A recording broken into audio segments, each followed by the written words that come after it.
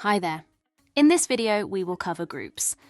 Groups in TechMan can be used to organize labor units and products within a job or estimate, helping you categorize work into clear sections.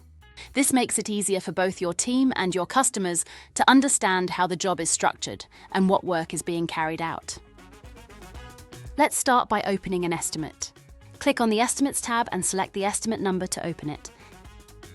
Once inside, scroll down to the Labor Units section. On the right-hand side of the lightning bolt icon, you'll see a Groups button.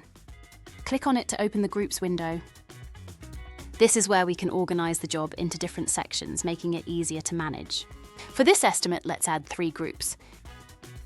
One for suspension, another for service, and a third for the clutch.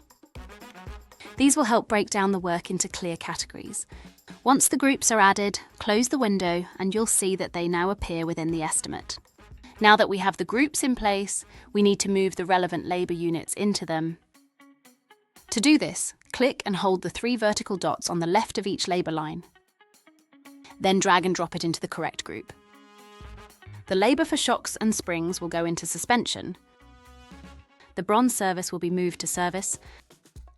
And the clutch labor and diagnosis should be placed under the clutch group. Next, we need to do the same for the products. The shocks and coil springs will go into suspension, while the oil filter and oil belong in service. Finally, the clutch kit will be assigned to the clutch group. Now that everything is organized, we can save the estimate. Once saved, we can check the itemized estimate view to see how it looks. As you can see, each group now contains its designated labor and products, making the estimate much clearer and more structured. Thanks for watching! Be sure to use this easy method to organize using groups. Also check out our other videos or visit the Help Center for additional support.